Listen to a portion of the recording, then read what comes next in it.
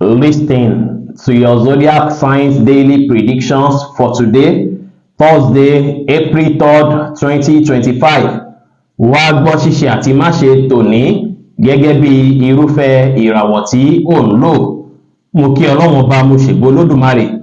ìbà kọ́dá ayé, ìbà ṣẹ̀dá ọ̀run. Mo ṣèbà Ọ̀rúnmìlà, atórí ẹni tí ò sunwọ̀n ṣe.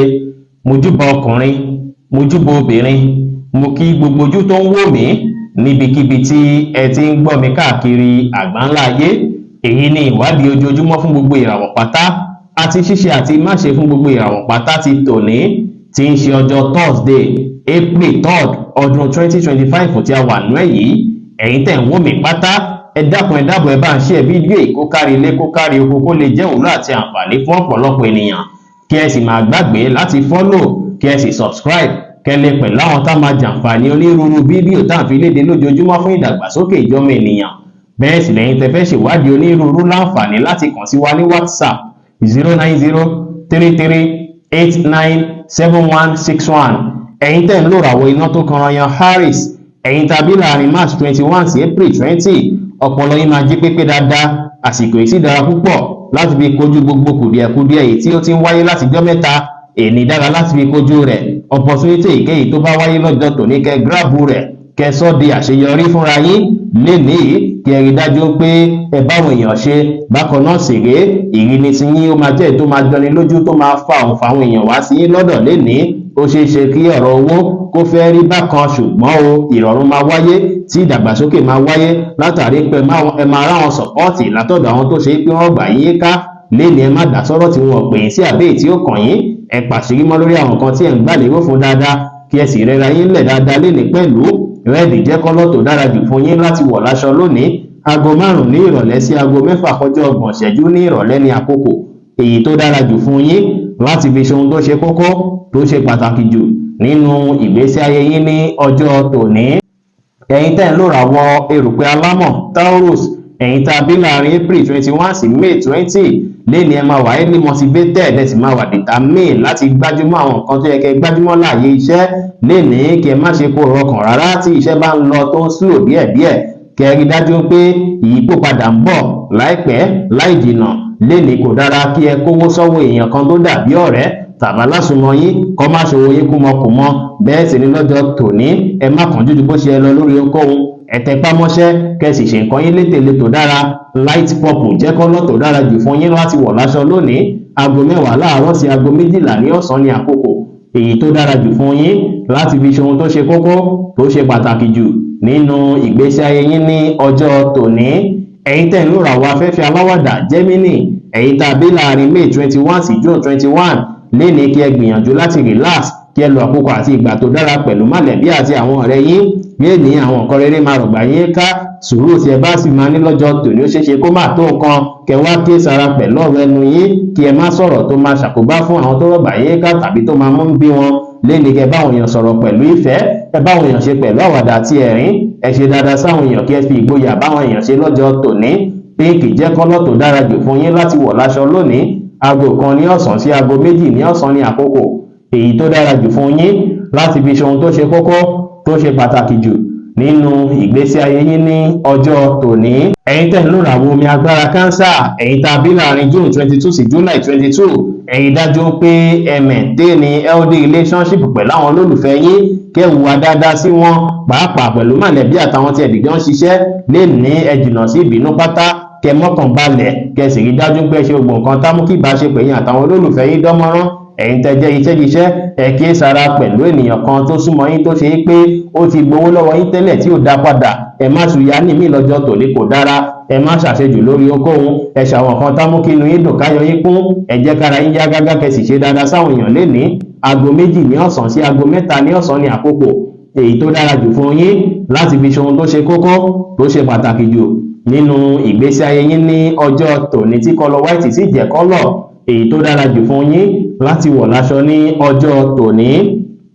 Ẹ̀yin tẹ́ ń lò ràwọ̀ iná tó gbóná riri Leo, ẹ̀yin tá a bí láàrin July 23 sí August 22,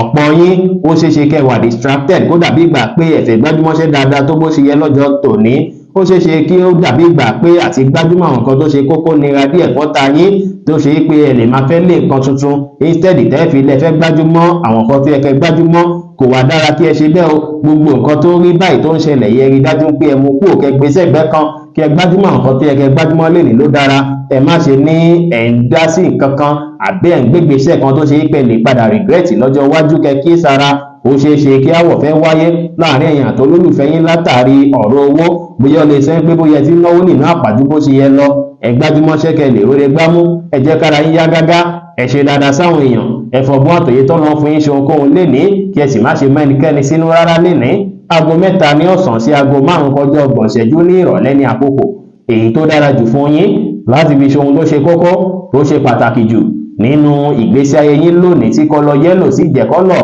èyí tó dára jù fún yín láti wọ̀ láṣọ ní ọjọ́ tòní ẹ̀yin tẹ́ ń lòrà wọ erùpẹ̀ funfun Virgo ẹ̀yin tá a bí láàrin August 23 sí September 23 léèní ọkàn yín máa balẹ̀ pẹ̀sẹ̀ ara yín á sì yá gágá ìgboyà máa wà fún yín dáadáa tẹ̀sí máa lo ilé lọ́nà tó máa gbà ràn yín lọ́wọ́ ẹ rí dájú pé ẹ wòye sáwọn nǹkan tí ẹ fẹ́ ṣe kẹ́ tètè ṣe lówùúrọ̀ kùtùkùtù ọjọ́ tòní àti dára tí ẹ bá ṣe bẹ́ẹ̀ léèní kẹ́ rí dájú pé ẹ ń lo ọjọ́ tòní pẹ̀lú múdù tó dára púpọ̀ kí ọjọ́ tòní lè dára fún yín ó ṣeé ṣe kí ire owó kó wáyé lọ́jọ́ tòní kí yẹn sì máa jẹ́ kọ̀ọ̀kan yín tún balẹ̀ pẹ̀sẹ̀ ẹ kíyèsára pẹ̀lú ọ̀rọ̀ ẹnu yín kí ó má bàa fa iṣu láàrin èèyàn àti olólùfẹ́ yín tẹ́ máa tún padà regret lé lórí ẹ bá àwọn èèyàn sọ̀rọ̀ pẹ̀lú ìfẹ́ ẹ bá àwọn èèyàn ṣe pẹ̀lú àwàdà àti ẹ̀rín ẹ ṣe dáadáa sáwọn èèyàn kí ẹ sì ṣàwọn nǹkan tá mú kí inú yín dùn káyọ̀ yín kún pátá aago 11 láàárọ̀ sí aago 1 ní ọ̀sán ní àkókò èyí tó dára jù fún yín láti fi ṣe ohun tó ṣe kókó tó ṣe pàtàkì jù nínú ìgbésí ayé yín lónìí tí kọ́lọ̀ rẹ́ẹ̀dì sì jẹ́ kọ́lọ̀ èyí tó dára jù fún yín láti wọ̀ láṣọ ní ọjọ́ tòní ẹ̀yin tẹ́ ń lòrà wọ afẹ́fẹ́ márìmí fún Libra ẹ̀yin tàbí láàrin September 24 sí October 23 ẹ̀yin tẹ́ jẹ́ single ó ṣeéṣe kẹ́ ṣe alábàápàdé ènìyàn kan lọ́jọ́ tòní èní dára púpọ̀ fẹ́yìn tẹ́ ń lòrà wọ̀ láti fi bá gbogbo èèyàn ṣe lè ní àwọn tó súnmọ́ yín wọ́n á bí ìdùnnú àtayọ̀ púpọ̀ fún yín o wọ́n á sì sọ̀pọ́ọ̀tì yín dáadáa látàrí pé àwọn nǹkan kéékèèké tó ń ṣẹlẹ̀ pátá á túbọ̀ rọrùn fún yín tí wọ́n bá sọ̀pọ́ọ̀tì yín lè ní ó ṣeéṣe kiri owó kí ó wọlé dáadáa fún yín pàápàá àwọn nǹkan tó dàbí gbèsè tí ẹ ti ń retí láti bìkíbi tẹ́lẹ̀ kí ẹ rìkọ́va wọn lọ́jọ́ tòní ara yín máa yá gágá láàyè iṣẹ́ lè ní ó dára kí ẹ tẹ̀lé àmọ̀ràn táwọn èèyàn bá gbà yín á dára á bẹnẹfìtì yín púpọ̀ ẹ ṣòtítọ́ ẹ ṣòdodo láwùjọ àwọn èèyàn ẹ ṣe dáadáa sáwọn èèyàn lè ní kí ẹ sì tẹpá mọ́ṣẹ́ dáadáa lénìí blue jẹ́ kọ́lọ̀ tó dára jù fún yín láti wọ̀ láṣọ lónìí aago 10 láàárọ̀ sí aago 11 láàárọ̀ ní àkókò èyí tó dára jù fún yín láti fi ṣe ohun tó ṣe kókó tó ṣe pàtàkì jù nínú ìgbésí ayé yín ní ọjọ́ tòní èyí tẹ́ ń lò ràwọ̀ omi tútù Scorpio ẹ̀yin tàbí láàrin October 24 sí November 22 léèní ó ṣeéṣe ká ìdí àmọ́ fi bẹ́ẹ̀ sí fún yín púpọ̀ ó ṣeéṣe kó dàbí ìgbà kó rẹ̀yìn látàrí stress tó ti wáyé látijọ́ mẹ́ta tàbí fanfà tẹ́ ní pẹ̀lú èèyàn bẹ́ẹ̀ sì ni léèní ẹ máa fẹ́ rí dájú pé ẹ mọ́kàn balẹ̀ bẹ́ẹ̀ sì ni ẹ máa fẹ́ jìnnà sí gbogbo nǹkan tó dàbí negativity ó sì dára kí ẹ ṣe bẹ́ẹ̀ kí ẹ gbájúmọ́ àwọn nǹkan tí ó máa bí positivity fún yín kí ẹ sì jìnnà sí gbogbo nǹkan tó jọ mọ́ àwọ̀ pátá kí ẹ wá ìfọ̀kànbalẹ̀ ní gbogbo ọ̀nà ẹ gbọ́dọ̀ mu ọtí rárá tàbí lo egbògi olóró kó má bàa ṣàkóbá fún yín pàápàá kí ẹ má bàa tara yẹn sọ àwọn nǹkan níyín nù léèní ẹ má dá sọ́rọ̀ tí wọn pè yín sí àbẹ́yì tí ó kàn yín ẹ rẹra yín lẹ̀ kẹ́ ṣe dáadáa sáwọn èèyàn kẹ́ sì pàṣírí mọ́ nípa nǹkan kọ̀ọ̀kan yín kó lè já sáyọ̀ kó já síre orange jẹ́ kọ́lọ̀ tó dára jù fún yín láti wọ̀ láṣọ lónìí aago 3 ní ọ̀sán sí aago 4 ní ọ̀sán ní àkókò èyí tó dára jù fún yín láti fi ṣe ohun tó ṣe kókó tó ṣe pàtàkì jù nínú ìgbésí ayé yín ní ọjọ́ tòní ẹ̀yin tẹ́ ń lòrà wọ inú àtùpà Sagittarius ẹ̀yin tàbí láàrin November 23 sí December 22 ó ṣeé ṣe kí ẹ fẹ́ ní confusion nípasẹ̀ pé ẹ mọ èyí tẹ́ fẹ́ tọ̀ ẹ mọ̀ gbèsè tẹ́ fẹ́ gbé tí ẹ sì máa jẹ́ challenge díẹ̀ fún yín láti borí rẹ̀ léèní ó ṣeé ṣe kó nira díẹ̀ fún yín láti mójútó àwọn nǹkan tó yẹ kẹ́ mójútó ṣùgbọ́n o tí ẹ bá ń wòye síbẹ̀ ẹ tètè ya kàn sí ènìyàn kan bóyá ọ̀rẹ́ àbínú mọ̀lẹ́bí tí wọ́n lè fún yín lámọ̀ràn tàbí tí wọ́n lè ràn yín lọ́wọ́ nǹkan tó bá ṣe fún yín lọ́jọ́ tòní á ràn yín lọ́wọ́ láti borí àwọn challenges yìí léèní ó ṣeé ṣe kẹ́ rí owó gbámú láti ibi tẹ́ ò tiẹ̀ ti ro kàn rárá tẹ́lẹ̀ tí yẹn sì máa jẹ́ kí ọ̀rọ̀ owó kí tó ń dà yín láàmú láti jọ́ mẹ́ta kó tún ṣẹ́pẹ́rẹ́ ẹ tẹpá mọ́ṣẹ́ kẹrẹra yín lẹ̀kẹ́ ṣe nǹkan yín létòlétò léèní kẹ́ sì ṣe dáadáa sáwọn èèyàn pẹ̀lú aago 11 láàárọ̀ sí aago 12 kọjá 30 ìṣẹ́jú ní ọ̀sán ní àkókò èyí tó dára jù fún yín láti fi ṣe ohun tó ṣe kókó tó ṣe pàtàkì jù nínú ìgbésí ayé yín lónìí tí kọ́lọ̀ rẹ́ẹ̀dì sì jẹ́ kọ́lọ̀ èyí tó dára jù fún yín láti wọ̀ láṣọ ní ọjọ́ tòní ẹ̀yin tẹ́ ń lò ràwọ̀ èrùpẹ̀ elérupo Capricorn, ẹ̀yin tàbí láàrin December 23 sí January 19, aáwọ̀ tó bá wáyé láàrin ẹ̀yin àti mọ̀lẹ́bí yín lọ́jọ́ tòní ó ṣeéṣe kó fẹ́ fa nǹkan tó ṣe é pé ọkàn yín ò ní fẹ́ balẹ̀ dáadáa tàbí kí ló fẹ́ tètè máa bí yín léde kẹ́kẹ́ sára látàrí pé àwọn tó rọ̀gbà yín ká ó ṣeéṣe kó fẹ́ máa kanra lọ́jọ́ tòní. ẹ kí sára pẹ̀lú ọ̀rọ̀ ẹnu tẹ́ máa sọ jáde kó má bàa bí ìjà léèlì sí rèé. ẹ má bẹ̀rù láti ṣàlàyé àwọn nǹkan tẹ́nìyàn kan bá ṣe fún yín, bóyá olólùfẹ́ yín pé ó ṣe báyìí fún yín, ẹ wulẹ̀ ṣàlàyé fún wọn, ìyẹn máa jẹ́ kí nǹkan náà kó túbọ̀ rọrùn.